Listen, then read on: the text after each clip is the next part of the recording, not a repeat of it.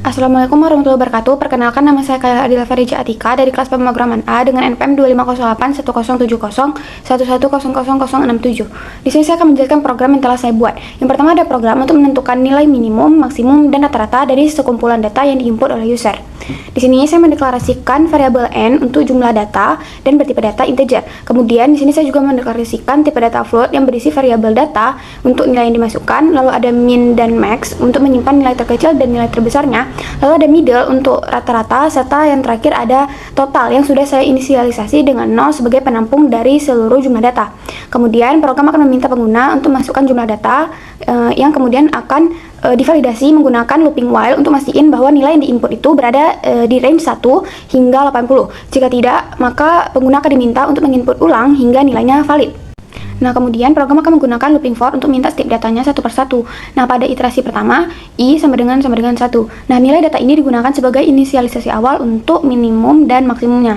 Nah, kemudian kondisi keduanya, apabila nanti ada nilai yang lebih kecil dari dari min, maka dia akan diperbarui nilai minimum dan maksimumnya jika ditemukan data yang lebih kecil atau data yang lebih besarnya. Nah, setiap nilai data itu akan dijumlahkan ke dalam variabel total untuk menghitung rata-rata nantinya. Nah, setelah seluruh data itu diproses oleh program, maka program akan menghitung rata-rata dengan membagi total terhadap n atau jumlah data dan menyimpannya ke variabel middle. Lalu hasil akhir berupa nilai minimum, maksimum, dan rata-rata akan ditampilkan melalui perintah printf dari variabel min, max, dan middle. Kemudian ada return 0 untuk mengakhiri program. Sekarang saya akan mencoba menjalankan program yang pertama. Di sini diminta untuk masukkan jumlah data. Misal kita masukkan jumlah datanya adalah 10. Kemudian akan diminta data yang pertama dan hingga 10 nantinya. 1, 2, 3, 4, 5, 6, 7, 8, 9, 10. Nah, di sini program akan memberikan info tentang nilai minimumnya yaitu 1, nilai maksimumnya yaitu 10, dan nilai rata-ratanya ada di 5,5. Sekarang saya akan menjelaskan program yang kedua, yaitu program untuk mengubah sebuah kalimat menjadi format title case, atau dalam artian setiap huruf pertama dari kata itu akan diubah menjadi huruf besar, sedangkan huruf-huruf lainnya akan otomatis berubah menjadi kecil. Nah, yang pertama di sini saya masukkan include stdio_h sebagai header pustaka input/output, lalu ada intement sebagai fungsi utama. Kemudian di sini saya mendeklarasikan array karakter yang bernama string. Dan isinya itu ada 100 karakter. Nah, di sini untuk berfungsi untuk menyimpan teks dari pengguna dengan kapasitas maksimal 100 karakter. Nah, kemudian input akan dibaca menggunakan fgets ini karena fungsi fgets itu dia bisa membaca satu baris teks lengkap dengan termasuk spasi. Kemudian setelah input diterima, program akan masuk ke prosesnya yaitu looping for. Nah, di sini tiap karakter dari string itu akan dicek satu persatu sampai bertemu tanda null atau yang menandakan akhir dari sebuah teks tersebut. Nah, di dalam loop ada dua kondisi yang diperiksa. Yang pertama, kalau i sama dengan 0 atau string i kurang 1 sama dengan spasi, maka karakter tersebut ada di awal kata. Nah, kalau hurufnya kecil antara A kecil sampai Z kecil, maka akan diubah menjadi huruf besar dengan operasi string i dikurangi dengan 32. Nah, angka 32 di sini itu berasal dari perbedaan kode ASCII antara huruf besar dan huruf kecil. Nah, yang kedua, kalau karakter bukan di awal kata dan hurufnya besar dari A besar sampai Z besar, maka program akan mengubahnya menjadi huruf kecil dengan operasi string i ditambah dengan 32.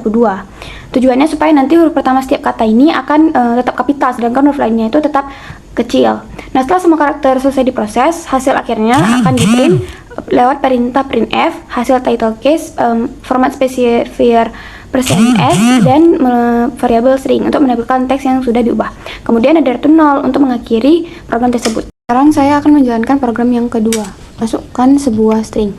Misalnya kita masukkan saya adalah mahasiswa, kita kapitalkan informatika, USK-nya kita inikan juga, tambah tanda seru.